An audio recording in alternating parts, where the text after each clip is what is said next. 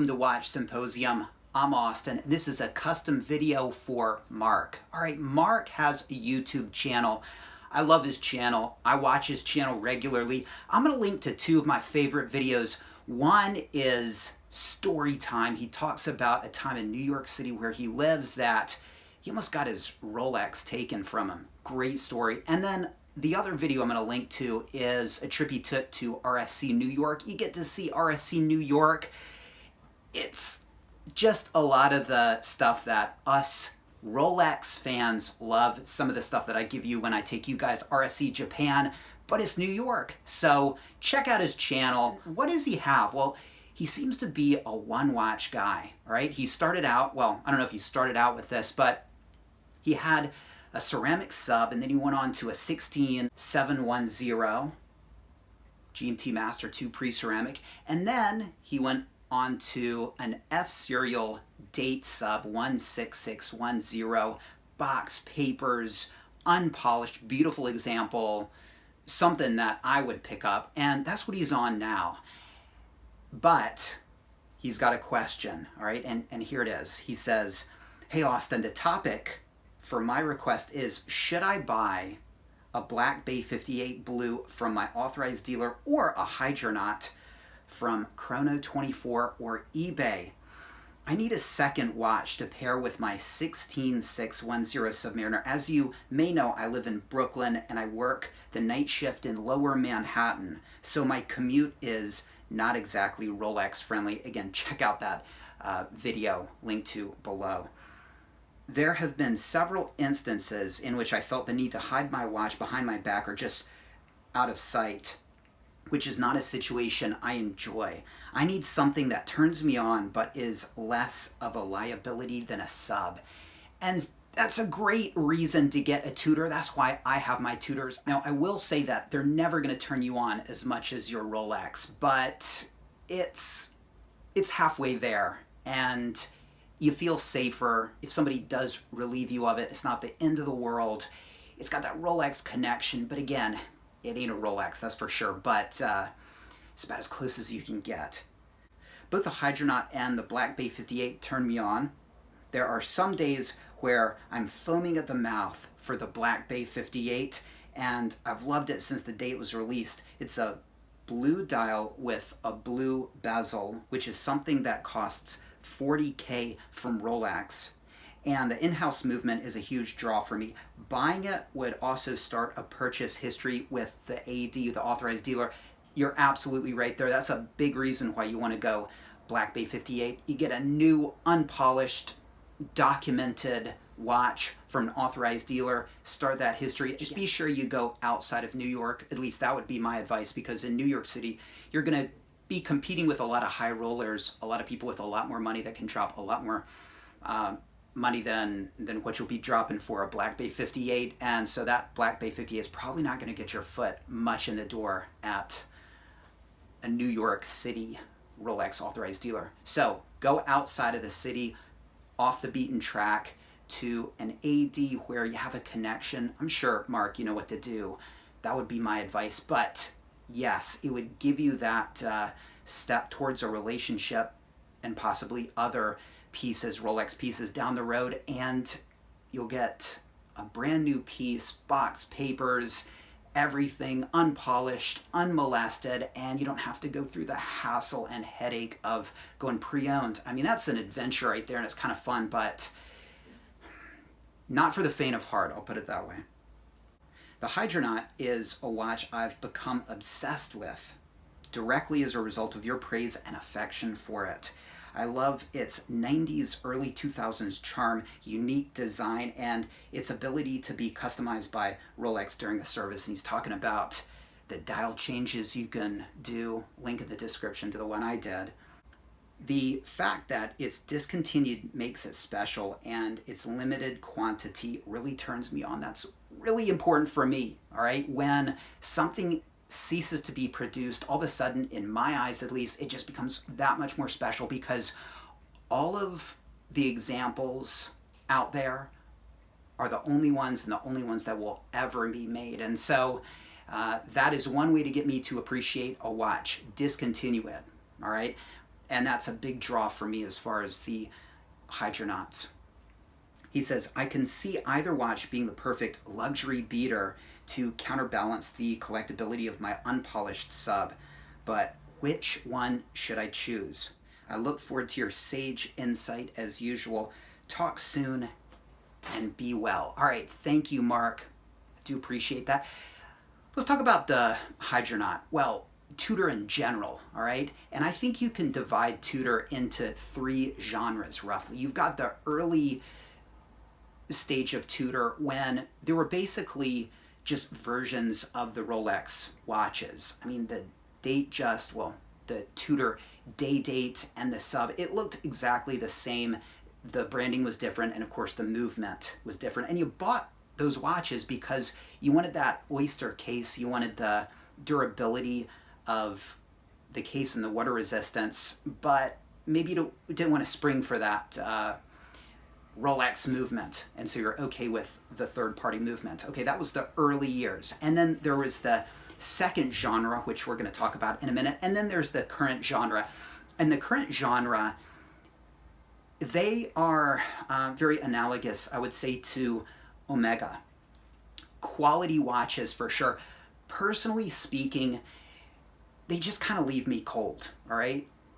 Beautiful watches, but they just really don't do it for me. I can't say anything against the watches at all, but again, it just lacks the X factor that really turns me on. All right, so let's go back to the second period, and this was a super weird period in Tudor history. A lot of these watches in this second period, they didn't even sell in the States, and it's certainly a questionable period. And we're talking about a period where there was the Hydronaut and the Hydronaut 2 and the Iconaut and the Aeronaut, and I concentrate on those versions. There were others too, but those were sort of the sports professional watches of that era. And to me, it all started in 1999 with the Hydronaut, okay? And we'll get back to the Hydronaut because that's what he's talking about, but it morphed into the Hydronaut 2, which is a really polarizing watch. It's not an attractive watch.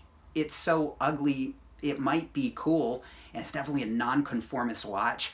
I don't know if I'm a fan or not. Maybe. Would I pay a couple $1,000 for one? Probably not, but I think they're kind of interesting.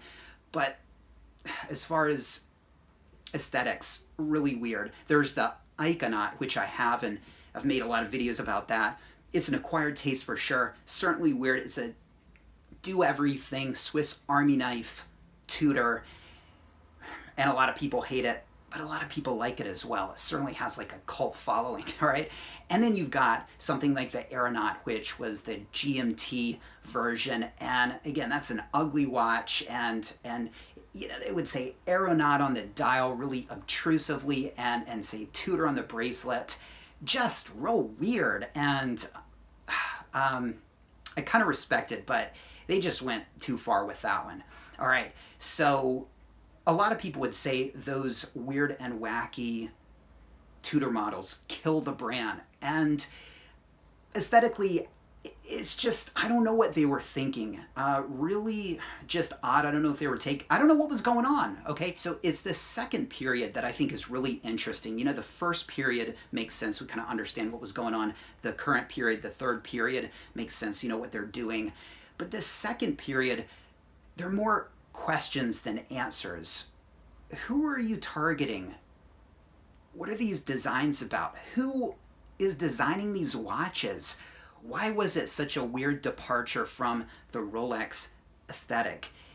And so it kind of makes it an interesting period, but again, I've got more questions than answers. But it really started with the Hydronaut, and the Hydronaut to me is a beautiful, very interesting watch and an innovative watch. It's the start of that head towards the car crash of that second period aesthetically, but it's not part of that car crash in my opinion. Certainly its successor, the Hydronaut 2, is, but it's not. And what is the Hydronaut? Well, to me, it's the sub of the future. I think that's what they were going for, the sub of the future.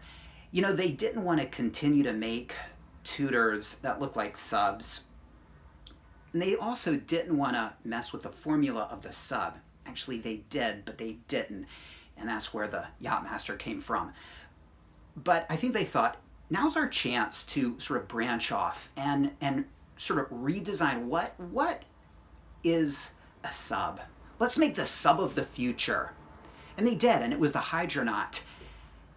And I don't think people were ready for it. I think it was too odd. I can list the wonderful aspects of that watch, but I'll just list one because I think it's so characteristic of the watch, and that's the recessed bezel. That makes it a very thin watch and a very nice watch to wear. It's a very solid watch. The bracelet, which is a combination between a Jubilee bracelet and an oyster bracelet, and you've got a completely different style of hands and the dial patterns and colors, and there are a couple different dial styles as well. You've got the sort of circular dial with the round indices, and then you've got the dial, whatever it is you want to nickname it, that I have, that dial style with the rectangular indices. And again, I think it was the new sub.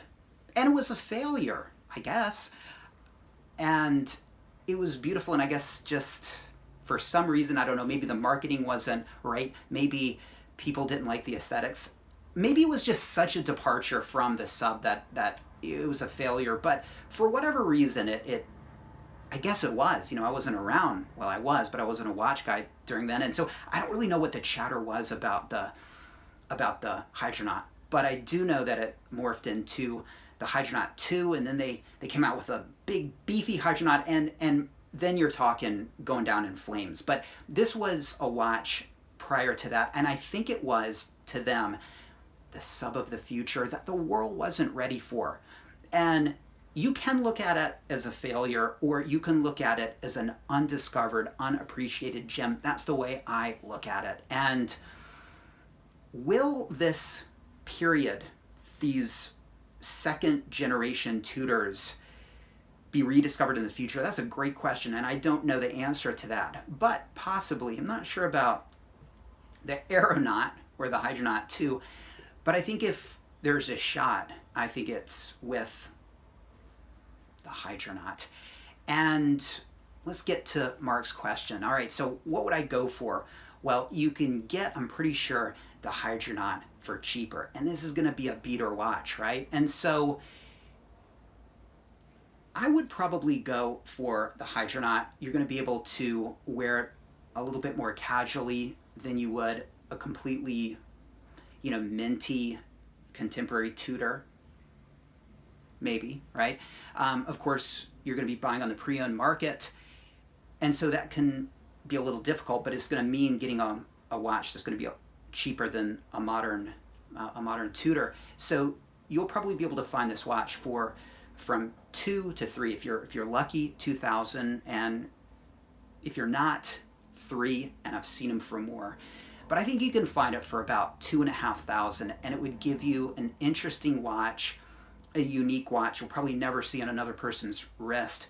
You can customize the dial, and again, if you're looking for a cheap Tudor, I think 2,500 is going to be cheaper, more doable than the modern Tudor. So that's the way I would go. I would get a Hydronaut. I love the fact that they're from this weird second generation of Tudor that is just odd, and I don't think anybody quite understands, and they don't make them anymore. And I think there's potential in the future for being rediscovered, appreciated, and I don't think you're going to get that with the modern watches. Also, again, it's cheaper, so it makes for a better beater watch. I mean, the definition of a beater watch is something that's not so expensive. But again, finding the example that's right is going to be difficult. You don't want to find an overly polished watch. By the way, on a side note, let's talk about the reference number 89190. And if it's just that, then it has the brushed lugs like mine. If that reference number has a P at the end, that means that the lugs on the top are polished. Some people like that. I'm not a fan. There are different variations with the bezels, and there are a lot of rabbit holes to go down with this watch. Let me tell you, there really are, as far as the number of ticks on the bezel. Sometimes it starts with, you got the triangle and then 4 ticks, sometimes the triangle and 3 ticks. Again, in the future, is that going to make, you know, the ones with 3 ticks more collectible? Because I think there are fewer of those. I mean, it's really getting into the weeds as far as the Hydronaut goes. But if we arrive at that where people are counting the ticks on the bezel of a Hydronaut, then the Hydronaut has taken off, and you'll be lucky to have one, period. So I would say if you're into the adventure, I would go for the Hydronaut. But if you just want a good, easy, forget about it, not hard to get, just a little bit more expensive, I'd go for the Tudor. But for me, it's all about the hunt. It's all about hunting down that piece. And to me, going to a Tudor or an Rolex AD and just plunking down the money and getting that new Black Bay 58, as beautiful as it is and as nice as it will be, about a week later, I'd say, oh, okay, well, here I am, you know, kind of nice, but, you know, it's a little too easy. So I would want the adventure of hunting down that perfect Hydronaut. When you get it, it'll be like bagging, you know, a white rhino. Do we bag white rhinos? I don't even know if there is such a thing as a white rhino, and I'm pretty sure you shouldn't shoot one if there is, but you get my metaphor. All right, let's love animals, everyone, okay? But I think you understand what I'm trying to say here. So that's the way I would go. And you have to have thick skin, because a lot of people don't really understand this second generation of Tudors, and it's really easy for people to throw out hate, right? So you have to have thick skin. And a lot of the hate is justified. I mean, it's a weird period for sure. And some of those models, man, I mean, not even their mother could love it. So that's what I would do. But guys, help Mark out. Let him know what he should do. For me, I would go for that cheaper, more fun to hunt Hydronaut. If you acquire it and you get one, you'll be glad you did, all right? But it'll be an adventure hunting one down. And if you want the easy route, go with the Black Bay 58. I think I know what you're going to do. I think you're not a man to shy away from a good hunt, because you've got an F serial, box papers, unpolished sub. So I think I know what you're going to do. And look, you can always get out of the Hydronaut later and then go for the Black Bay 58 down the road, assuming they don't discontinue that. Okay, that's going to change the equation there. But I have a feeling if you get the Hydronaut, you won't regret not getting the Black Bay 58. If you get the Black Bay 58, you'll always be haunted by that Hydronaut. That's my guess. Let me know what you think. Let Mark know what you think. Throw out some advice. Do you agree with me? Do you not? What advice would you give to Mark when it comes to this question? And be sure to check out his channel and a couple of those videos. Thanks for watching. Take care, and I'll see you next time.